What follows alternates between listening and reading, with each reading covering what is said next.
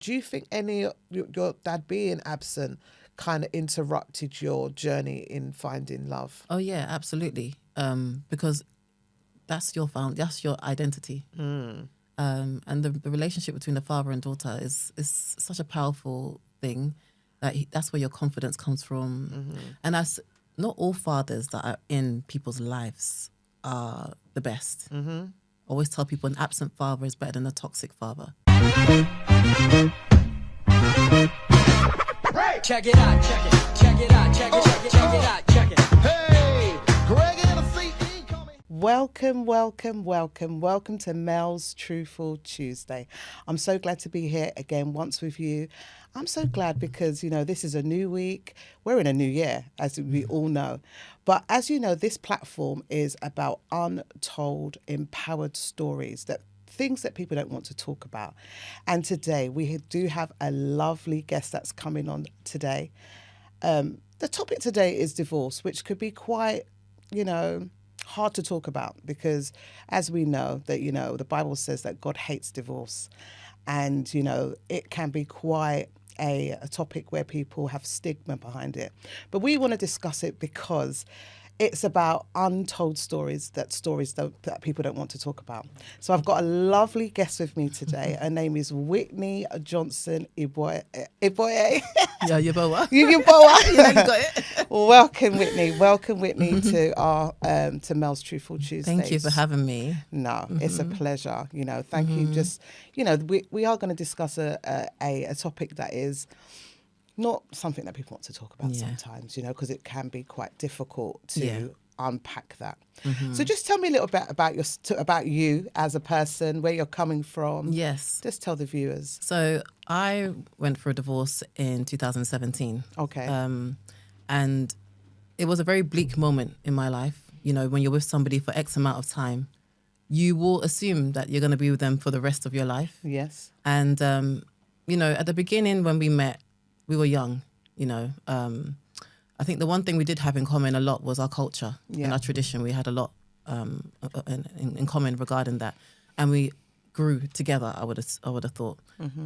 But getting married in 2016 and having such a big wedding, it was such a big wedding. I think one of his cousins tagged Bella Niger weddings. Wow. So it went sort of viral. You would just assume that, your marriage would be a forever thing. Of course. And 6 months later, found out so many things about this person. It's like I almost didn't know this person anymore. Wow. And that's when things really took a turn completely. 2017 is when that was the highlight of the year of when my world literally came shattering down. Wow. Broken, And that was the same year I gave birth to my son. The same year he almost died twice. Literally, he was, I think at 4 weeks, he stopped breathing. I saw him in the cot turning blue. No way. Imagine a brown baby turning blue. And I remember I was at my mum's and she was in the other room and I literally ran to her. I said, he stopped breathing. We called the ambulance. And the paramedic said, you know what? If you called any less than 5 minutes, he would have died. Wow. Till this day, they don't even know what happened to him. They could only assume it was reflux. But when I look back, it was a spiritual attack. It really was. And I think the devil, I'm not saying that anyone's a devil, I'm just saying that the devil used people because he knew that the light that I had was too bright. He knew that God would call me to him and he had to distract my world. Wow. And at times we need to believe that when you're not with Christ and you're in the world, there's going to be a turning point. And I always pray to people that they get that turning point where they meet Christ where they're supposed to be. And God met me when I was literally broken. And he used those pieces to build me to where I am today. Amen. And I can honestly say with the grace of God, I've been able to run my salon in Gillingham for the past almost 2 years now. It started off in my home, and God being so good, that's where we're here. That's where we are now. I'm going to talk more about, your salon, but I want to go back into where you said, the husband you thought that you knew. What when you met him, was he so different straight away, or was there a build up? No, the thing is, I met him when I was 22, 23. the most common thing we had, well, the most thing that the common denominator is that we liked raving, and we just loved our culture, and we liked socializing. So when you're in that season, you're gonna meet someone that fits that criteria. You know, I remember there was someone that was interested in me, and he was very much into Christ. He was a born again, and honestly, I wasn't interested because I was like, oh, that's boring. I need someone that's on my type of vibe. And so that was a vibe that we started off with. But as you grow, you start to see a little crack here and there, but then those cracks, you sort of make excuses for it. Well, you know, I'm not perfect, so I'm just going to accept their flaws, which was what it was. But I didn't even know that, I'm not going to lie, I felt like there's a special place in God's heart for me. And he just knew that there's going to be a point where this world will not be able to sustain me. And in that moment, when you're with somebody, they could grow with you in Christ, or they could go the other way. Yes. You know, but you have to be on your journey. And that's what it was for me, to be honest. Yeah. Wow. I think I got to a point where the raving, I got tired of it. Yeah. You know, it's getting boring now. Let's start to have that sort of one-to-one. Let's go out. Let's do date nights. But when your foundation is based on, okay, well, this weekend you're gonna watch, you know, the older one. Well, that time I only had one son with him. You're gonna watch our son, and I'm gonna go raving. So, you know, this weekend, you know, I'm gonna watch him. You go raving. It was like that. It was like we're both living together, but living individual lives. You know. Yeah. That's what it was. Wow. And you talked about that your wedding was quite big, and you know, it was out there. Yeah. You know, and we are talking, you know, a part of our topic is from shame to wholeness. Yes. You know, tell me a little bit about the fact that, you know, now you're going through a divorce and that shame that it comes with, knowing that you had, like, it was out there. Tell me a little bit, how was you feeling in regards to shame? You know what, when it came out and I felt like, oh my gosh, the first thing I said to myself is, it's happened to me. You know, because like you hear like massive wedding and it didn't last. Yeah. And I just thought, oh, that could never happen to me. And I was like, God, why me? And when I said, God, why me? Almost as if he like humbled me immediately. He's like, why not you? Wow. You're not immune to these things. Yeah. You know, before you even got married, did you do marriage counseling? Did you even seek me? Wow. And it was a no.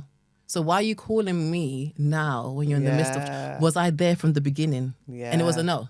So immediately I knew I couldn't blame myself anymore. I couldn't, you know, it is what it is, you know. I'm not gonna lie, the wedding was a nice wedding. It went smoothly. And I think that's what was the hardest bit. Yeah. It wasn't like, oh yeah, you know, the caterer delayed or the food wasn't nice. Nobody said a bad word about it. They just said it didn't last, that it finished too early. And I think that was the hardest thing. Like, oh, we had such a lit wedding, and then it comes to an end. The marriage comes to an end, you know. But immediately God humbled me straight away, and then that was the beginning of my healing journey. You know, yeah. So obviously the Bible says, "Whom God puts together, let no man put to asunder." Do you think you was at the place that you got married based on you wanting to get married, or do you believe that you went to God, or obviously you didn't because he gave you the answer, didn't he? I don't believe we went to God, no, because even when we met, within a year I got pregnant, you know. Within that year, done like a traditional wedding. Things were just put in place because I was pregnant quite early on. The foundation was weak, you know. Doesn't mean that if you start the wrong way, it will not work out. But I feel like if you start that way and you both come to Christ and you repent, you both give your life to Christ, it will work out. God is a loving and merciful God. It will work out. But it takes two, you know, to do that. I do believe that, you know, whoever you have as a partner, you put before Christ, or you do Bible studies together, you're intentionally working together to build a relationship. Yeah. It will work out. Yeah, definitely. As you know, I'm a divorcee as well. And I went through stages that I didn't realise I was actually going to go through. Yeah. And the stages of the shame. Yeah. So the stages of, you know, not wanting to take my ring off. Yeah. Because I want people to ask me questions. Yeah. Going through the stages of making it out like I'm still with my ex-husband. Was you going through any stages? Oh, yeah, absolutely. I remember when I was maid of honour, one of my ex-best friends at the time, and I remember I kept the ring on, and he was like, why are you keeping the ring on? Why are you trying to save face? And I was trying to save face because I'm heavily pregnant. And that's the last thing I would want someone to say, oh, what's going on? Like, where's your ring? Because I'll burst out in tears. The whole wedding was scatter because I will cry and then I'll just be offloading to people. Yeah. So yes, I was trying to save face for my own peace of mind, not because of what I cared or what people thought, just for my own sanity. Yeah, that was it. And I feel like you have to grieve in stages. You can't just say, well, that's it. And you know, you think you're okay. No, because life will hit you harder later on. So take your time.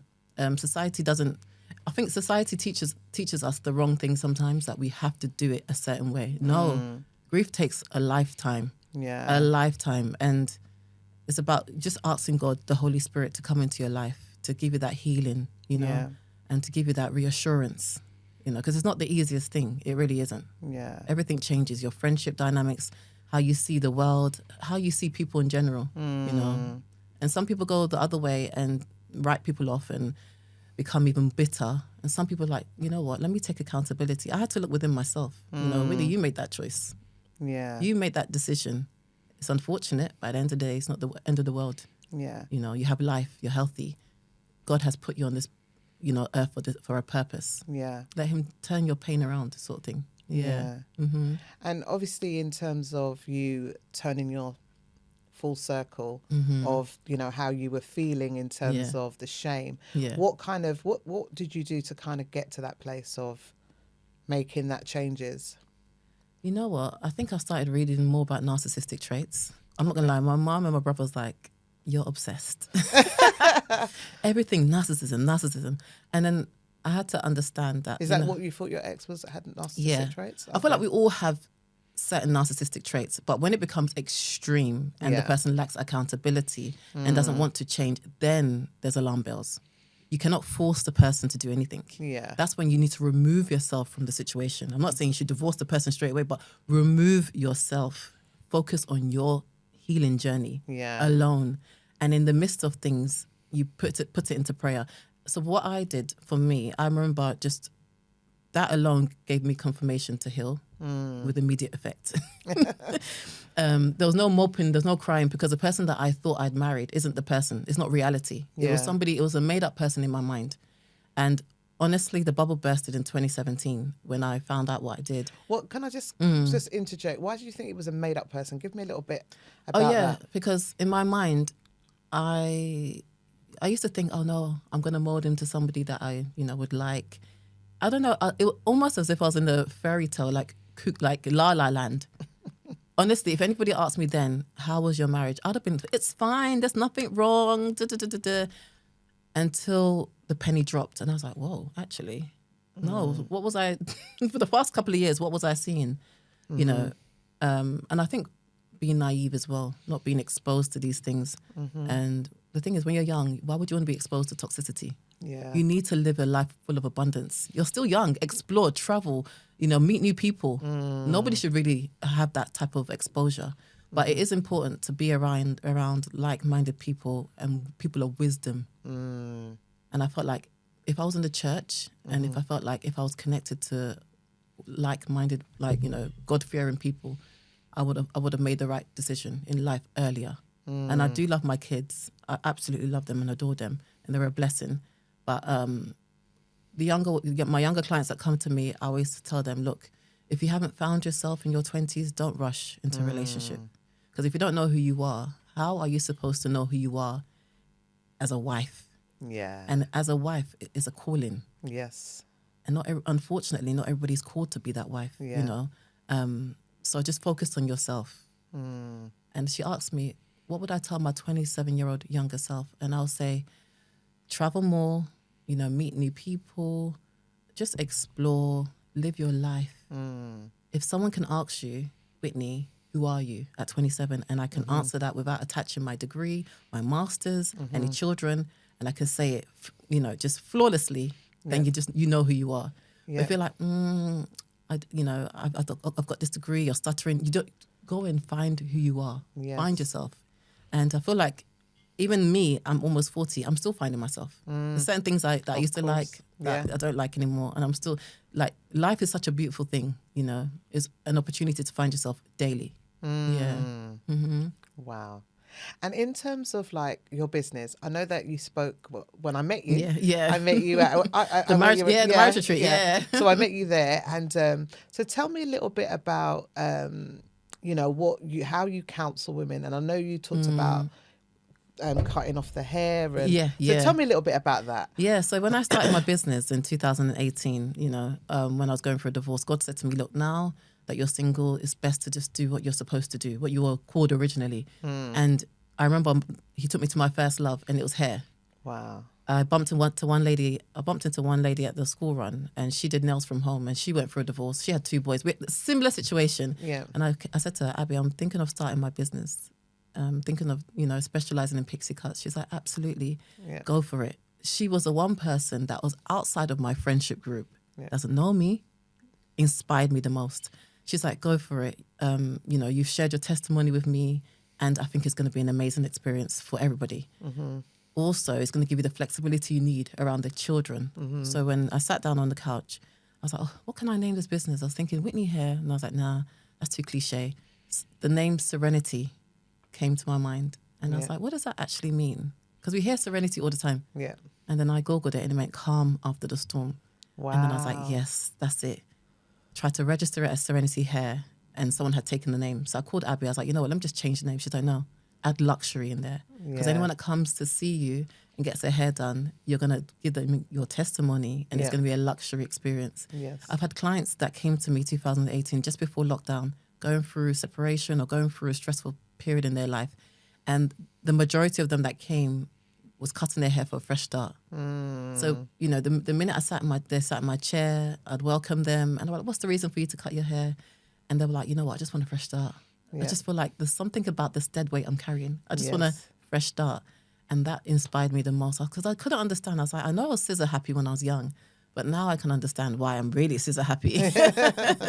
So that's been my journey, like, my clients coming in, and it's been like a safe haven for them where they can just open up. I've had majority of the time where clients don't know me, and immediately they're just opening up. They're like, I don't normally do this, I feel so bad. I'm like, don't feel bad. This is a safe space. Yeah. My background is HR. Everything remains confidential. Yeah.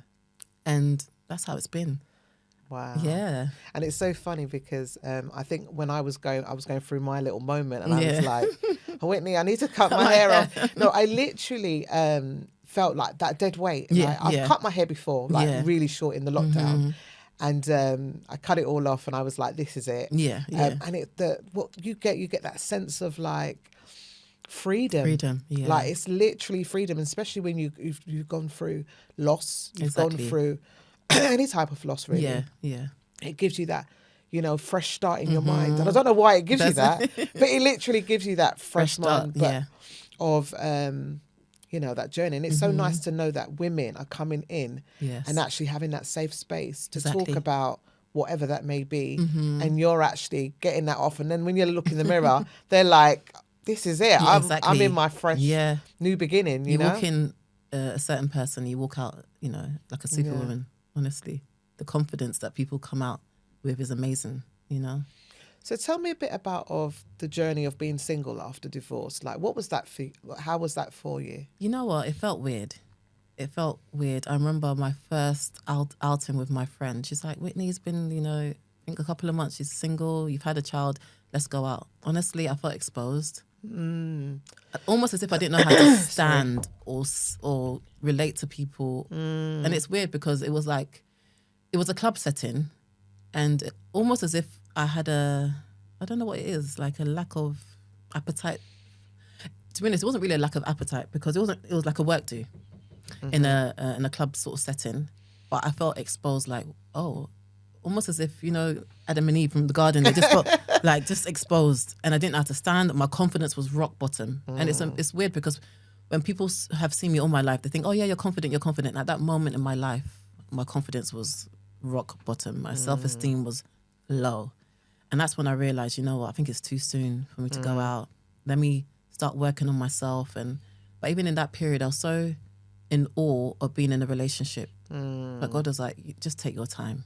Take your time. You don't need to rush into anything, And I remember emailing myself that, God, if you were to bring somebody, he has to be God-fearing, number one. I would like him to he has to accept my children. His family has to be loving and caring, and yeah, that was it. But navigating being single was tough. But my focus was my business, and I think that kept me distracted. Yeah. Yeah, because I remember when I got divorced, I went to a singles event on a boat Yeah.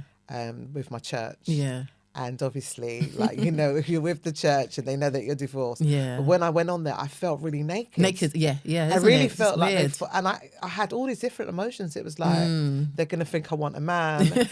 Obviously, I've come to a singles event. Yeah. But it just felt like, who do you think you are? Like, it was just really it's weird. And it's really hard to kind of navigate those emotions and go. And it's like, I told myself, never going to do that again. Yeah. Because it just felt so exposed. It Exactly. felt like people were like pointing the finger at me and like, you've just come out of a divorce. What are you doing here? Yeah, Like, so- why do yeah. you want a man again?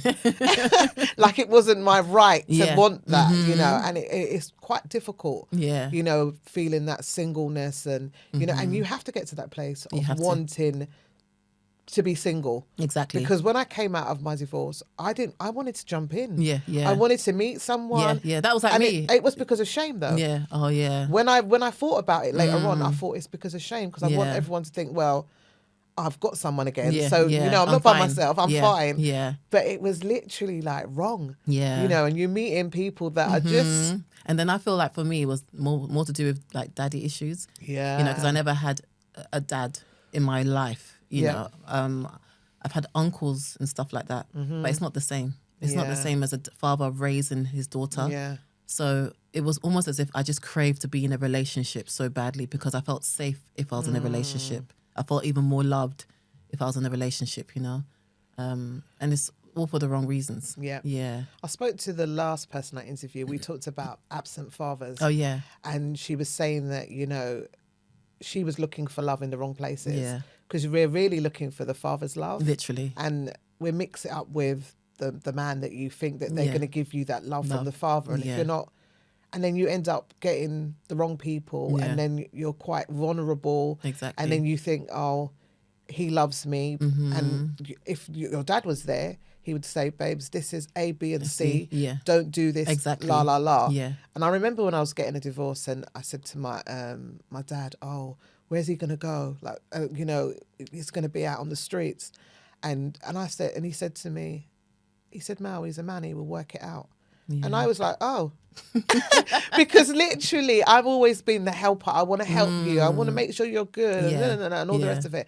And when he said that stayed with me for, and I know that's only like the last about good 6 years ago. Yeah. Yeah. But I mean, when he said it to me, it's helped me that he's a man. Yeah. He will work it out. Yeah. Why are you trying to work it out for them? Why are you trying to help? Yeah. And I know we got this thing, oh, I'm a helpmate. Yeah. The Problem Bible says, solver. Yeah, Yeah. I'm trying to solve all the problems, and really he should be solving it. Yeah, And that's because true. he's the head and he's Exactly. leading, but I was literally like, so I've always used that at the back of my head Yeah. now, like, Mel, if you meet someone, Yeah.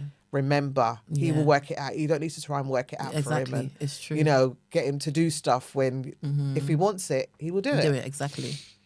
Yeah. So, And I always say to people, as much as, I wasn't raised with a father, I realized when I went through my divorce that, what am I talking about? I have a father in heaven that loves me dearly. Yes. And that's when I said to myself, I've always had a father. I was he's just, the father to the honestly, fatherless. it's true. Yeah. Yeah. So, And and I was talking to someone the other day, and I was saying to them, he says that that your mother and father will leave you, Yeah. but I will never leave you. And it's not, maybe sometimes never. That means that if he already knows that mothers and fathers may not be there. yeah, it's true. And he's already told us, I'll be your father. Yeah, If exactly. you let me. Yeah. And when you get that revelation, it's not that you don't want to have a father, a Exactly. physical father, but when you get that revelation, you feel more like, At peace, I isn't can it? go to God and Yeah. ask him, what's next, God? Yeah. Like, what do I do now? Exactly. So yeah, it's beautiful that we have got that in place. Even though I've got my physical father, which Yeah. he's here. So, but I understand that. Yeah. So tell me a little bit about. I know that we're not talking about absent fathers, but do you think any your dad being absent kind of interrupted your journey in finding love? Oh yeah, absolutely. Because that's your identity. And the relationship between the father and daughter is such a powerful thing that that's where your confidence comes from. And not all fathers that are in people's lives are the best. I always tell people an absent father is better than a toxic father, because you could have mom and dad married. Yeah, That could be toxic, it's and that true. could easily be deemed as a broken home. Yeah. So thankfully for me, my mom showed us so much love. She took us to Ghana every single year. We got to know our culture. Everything was embedded and rooted in us. But there was always that void, I guess, because I would always be like, oh, I wonder how life would be if my dad was around, you know. But I do believe like a healthy, God-fearing man that has a daughter, that relationship is very important. That's where the confidence, identity, everything. You cannot, men cannot even look at you a certain way because your dad has instilled the values in you from young that do not settle for less. Not to make you look like, oh, you're better than anybody. No. But he has raised you a certain way. You know, you're full of pride. He's proud of you. You know, there's integrity. You're a woman of integrity. You're a virtuous woman. So you meet somebody on your spiritual wavelength. And your foundation's built on that. You know. And when you don't meet someone on that spiritual wavelength, your foundation's built on rocky soil. Literally. So it's better to have a dad that's healthy in Christ, building especially his daughters, you know. Yeah, of course. Yeah. But when you don't have that, I always say to people, it was God that gave me that reassurance. Yeah, it's tough because, you know, you can't physically see him. And you can't physically go on dates with him. But if you tell yourself, actually, you know what, I'm going to take myself on a date. I thought, you know, I'm going to take myself here, I'm going to take myself there. There's a sense of pride that comes with it. Yeah. And how was it for you being a single parent? Like when you obviously went through your divorce? Oh, it was tough, girl. Wow. I had a 7-year-old and, you know, a newborn. Wow. My mom, my aunties, like I have very, very strong women in my family. Sometimes too strong. But yeah, they were really like my rock, I would say. I remember my auntie, my mom's sister, she was like, my Ghanaian name is Mami. Like, Mami, when you go to the bathroom, make sure you put the baby in the car seat and you take him to the bathroom. Do not leave him by himself. Because sometimes you could be like, oh, he's sleeping, let me go and bath. She goes, you're by yourself, take him to the bathroom. And that's what I'll do every single place in the house. He would, like, literally my handbag. Really? And my eldest son, oh, honestly, like, he's been such a blessing. He had to grow up quite fast. Because for a while he was like the single child for 7 years, and then obviously he was so attached to his dad, like, you know, he still very is attached to his dad, like that. His dad was his everything, and over the years it became a bit more quiet, you know, and that's something that I always pray about. Like, God, if it has affected him in any way, I pray that you heal his heart. For a while I was in denial, like, oh no, he's fine, but he wasn't fine. No, he wasn't fine. It affected him. It affected his world. Yeah. You know, when our second child came, that world, dad was not there. So that was his world. That was his normality. Even now, that's the norm. You know, it's never been a type of, like, a world for him to see mum and dad together. It was the eldest one that took it the hardest. But yeah, friends supported, family supported, you know. It was tough financially and everything. But one thing I did tell myself, I didn't set any goals for myself. The only goal was to get up, bath, make sure they're bathed, make sure the house is clean, and make sure they're fed. That was my goal every single day. Really? I didn't have no lifelong plans or in 5 years, because what's the point? Right now, this is my reality. And if I think too far along, it's going to lead to depression. My past is going to be anxiety. So this is this is what it is right now. So let me take each step as it comes. Music was my escape, you know. Before I got saved, I was very much into, like, worldly music. I'll dance. It's so funny. I'll dance to worldly music on a Monday. Friday, Saturday, gospel, Afro beats here and there. Like, yeah, even when I look back at the videos, I'd record myself with the children dancing. That was how I'd sort of escape, you know, how I felt. But God being so good, you know, he turned my pain into glory. Come on now. Yeah. So tell me, like, obviously from your culture, like, how did your family, what did, like, your mom and the people say about you going for a divorce? What did that kind of look like? To be honest, my mom was shocked, actually. She was so disappointed. She was so heartbroken because she really had a good relationship. Everybody did. And to her, I think she felt a little bit of shame. She felt like maybe she did something wrong as a mother. Because when it happens to your child, you feel like as a mother, you have failed somewhere. But when she started to see that, you know what, you seem much happier, you know, you're starting your business. She was very supportive of, you know, and then when this business started taking over, she's like, oh, let me come and help you. But at the beginning, she felt sad, very, very sad, you know. It took her a while to get over it. Like, I had gotten over it, and she hadn't even gotten over it. Wow. Yeah. Because the families were intertwined. She knew his family before I even met him. So it was a lot. They're from the same culture, tribe and everything. Yeah. Did the family break down in terms of like connection-wise? Oh, yeah. From that point on, it was literally non-existent. Well, they still had relations with my children. Yeah. But I could see why. It's a very awkward situation to be in. And you're split between, like, you know, who do I really attach myself to? And in the end, you're going to pick your family, right? Yeah. Of course. But as long as the children had a relationship with their dad and the dad's family, I was fine with that. Yeah. And I never stopped access at all. No. Yeah. I don't understand why women get so bitter and they stop access. It like doesn't make any sense. Don't you want to break? At least They don't get that one, innit? They're just like, no, you don't see them. My thing was I never had a father figure. So my children they need to have that father figure. Yes. And I'm not gonna penalize that from happening because I made the wrong decision. No. Yeah. He's ably bodied. You can look after them. And, you know, there's no safeguarding issues. Absolutely. Go to your dad. I want to dance on the weekend. Oh, wow. Oh, wow. Just tell me, what was the hardest part of divorce, though, for you? What was that hardest part for you? I think finding myself. Because I didn't know who I was before I even met him. Wow. Literally. So I was floating, like, just... Even with friendships, I'm going here, going there. Like, so people would look back and be like, Whitney, you've fallen out with a lot of people. And you know what? I had to look within myself. I had attachment issues. I was attaching myself to the wrong people. Wow. So it may look like I have fallen out with people. Yes. But if I knew myself from the beginning, would I be with those people? Like, do you get what I mean? Would I have friends like that? I wouldn't have had friends like that. Yeah. So there's beauty in finding yourself and then realigning your life. And if they choose to come on that path, then they choose to be on that path. But you can't force people to be happy for you. Yes. So identity was what I struggled with. But when I met, you know, Christ, and then going through Bible studies with Tara and Pastor Clement, it really instilled the foundation. The thing is, I've always gone to church when I was young. Like, my mum would never really force me, but I would always I was always like wanting to learn about Christ. So I've always been in the church environment, but I never knew him personally. Yes. Until I went through my divorce. And that's when I was like, you know what? I need to know more about Christ, you know? Yeah.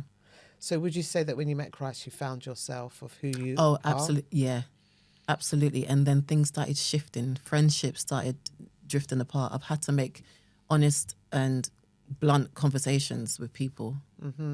Yeah, maybe not the best at the time. Yes. There's one that I remember, let's say her name is like Sandra. Yeah. Like, Sandra, it's come to the end of our friendship. And someone's like, that's a bit abrupt. And honestly, the behavior, the patterns I noticed since I was 18, since I've known this person, I said to myself, if I carry on with this friendship, then I'm the toxic person. There's something wrong with... Forget that person. There's something wrong. They have remained consistent in betraying you. Yes. And you keep on going back there. Why? Why do you find yourself there? Are you just as broken as that person? That's when I said, I cannot condone this behavior. We're going to have to, you know... And it was tough. Friendship grief is tough. Like, you know, last year I lost one of my good friends. We stopped talking. I just felt like if you can't value me as a person, then we can't really have a friendship. I'm big on loyalty. I'm big on respect. And those are the things that if you can't do that for me, then there's no point of us even being friends. But then I realized a lot of people don't have that within themselves. They don't value themselves. So why am I going to someone that doesn't have the tools to even value themselves, to value me? I have to take myself out of the situation. Wow. One of my friends is like, Whitney, I'm scared of you. I was like, why? Because you're just quick to cut somebody off. I was like, it takes a long rope. Yeah. You don't see it. You don't see the behind the scenes of forgiveness and, you know, over compromising. You just see that, I'm not talking to this person. No, it takes a long time. Yeah. And it is hard sometimes, you know, like when you've got friends that you've had for a very long time. Oh, yeah. And then sometimes you don't cut them off. They just end up floating out and they go somewhere else or whatever happens. but it's sometimes difficult because now you've got to build new friendships Yeah. sometimes, and sometimes you don't build new friendships. You're just you, yourself, Yeah. and I. Yeah. But it's quite difficult, especially when you're navigating loss Exactly. and you're going through grief, and you need those people to Yeah. be there at It's so that true. particular The time. Exactly. You know, I remember my friend who lost her husband, and I had got a divorce, and she said, "Mel, we're on the same road," and I was like, "Huh?" And she said, "Mel, you've lost someone as well." Yeah. And I didn't actually put the two together. Yeah. You know, I just thought, oh. Yeah. And, you know, you're never going to see that person again, Yeah, Mel. yeah. You might see them down the road or whatever, Yeah. but you may never see them again because Yeah. they're never going to be in your life. Yeah. And that ideology of your marriage has literally come to an end. So you're grieving that. You're mourning something. Yeah. You know? And Yeah. especially when you become one, you know, just, you know, I always look at that effect of being one and attached to that person. And if Yeah. you're one and you're being pulled away, Yeah. you're getting pulled away with all those scars. Exactly. You know, the pain that it comes with, like, Yeah. the pain of all of it is really difficult. Honestly, I tell people heartbreak is the worst thing that could ever happen to anybody. I know. Literally. Especially when you're so naive. Yeah. I feel like when you've been heartbroken before, God forbid if it ever happens again, I don't think it'll be as painful. Yeah. But that initial, you know, It's true.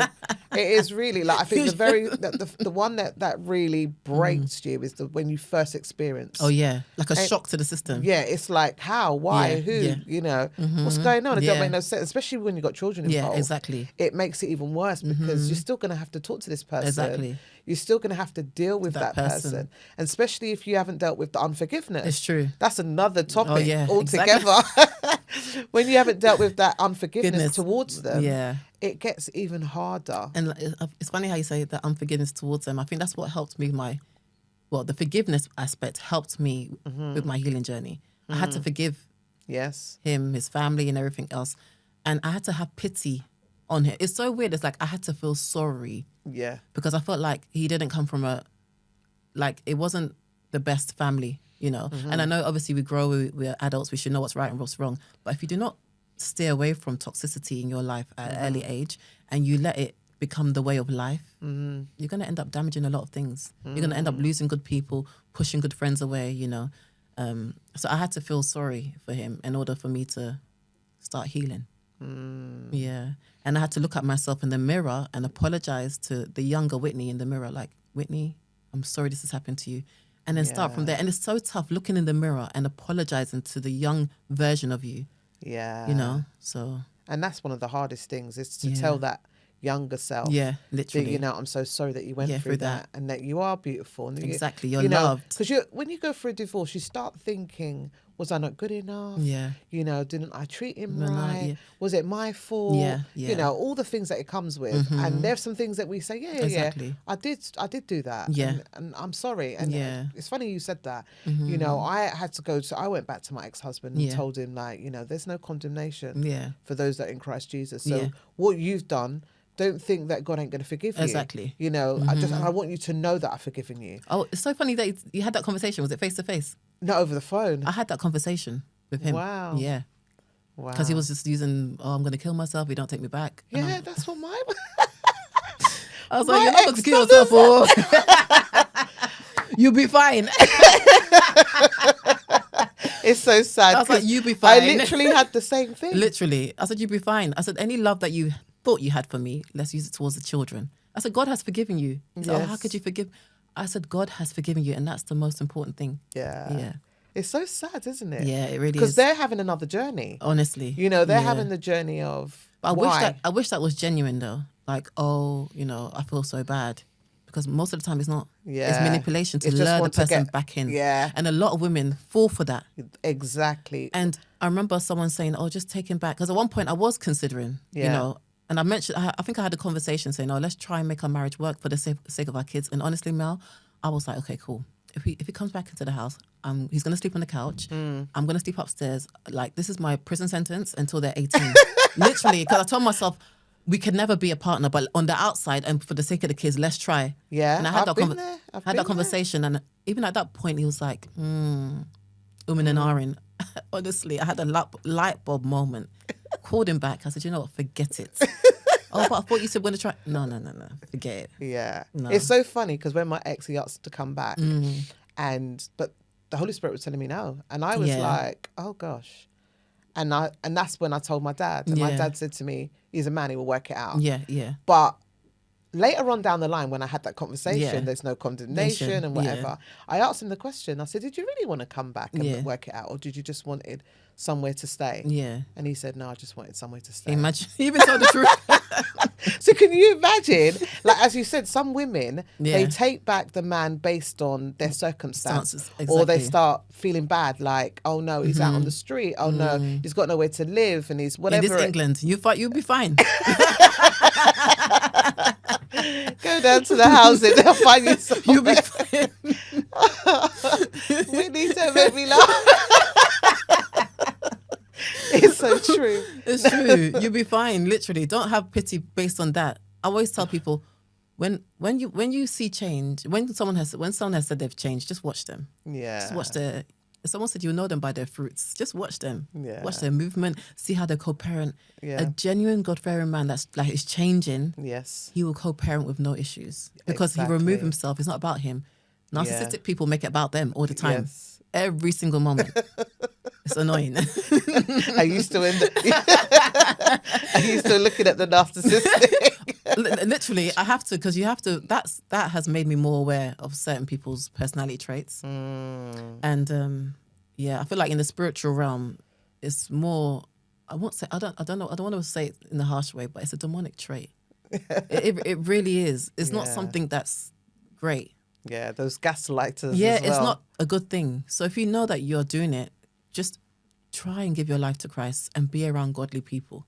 And I think what happens when the other person is doing something wrong, they'll make it out like you're the wrong one. Yeah. And I went through a stage in my ex marriage was that he was saying that you're not doing certain things, and I was like, I am. Yeah. Like he would say, oh, you're not cooking and you're not doing this, and I Yeah. thought. I started believing him. Yeah. I had to write everything down on a piece of paper. I cooked the dinner today. I Yeah. done the laundry. Yeah. I literally was thinking I didn't do it. Even when you're cooking, and you make food and you eat it, and they said, "Oh, you haven't cooked today." You've eaten the food. You'll believe. Oh my gosh, maybe I haven't eaten. Maybe I haven't cooked. Yeah. When they start to make you feel mad, no, That's literally it. that's when you're just like, no, this is a red flag, No, it doesn't make any sense. because they're trying to cause an issue for you to leave. Yeah. Or for them. So they're trying to cause a problem for them to justify what they're doing. Doing exactly. Most times they're not doing anything good. Yeah. You're causing an argument. You're probably chatting to one next chick. Yeah. You want an excuse to talk to the next person. Yeah. Yeah. Exactly. And I always tell people, womanizers, yeah, I don't understand that type of spirit. Yeah. Is it something that was exposed to you as a young age? Have you seen your father do it and you've normalized it? That's one thing I could never ever get my hand, like I could never understand. Because once you finish, and I said to somebody when I was reading about this narcissistic trait, it's almost as if they bought a toy from a shop, played with the toy for 2 weeks, they're getting bored of that toy. They go back to another store, buy another toy. That's what womanizing is. They will find fault with that toy. Oh, it wasn't working. Oh, and that's a child. It's like a child. Oh, I Yeah. don't like it no more. I'm bored. Yeah. So that trait is within them. That childhood abnormality is within there. You haven't cut it off. You know, you haven't grown out of it. Wow. And that So could really deep, destroy isn't it? lives.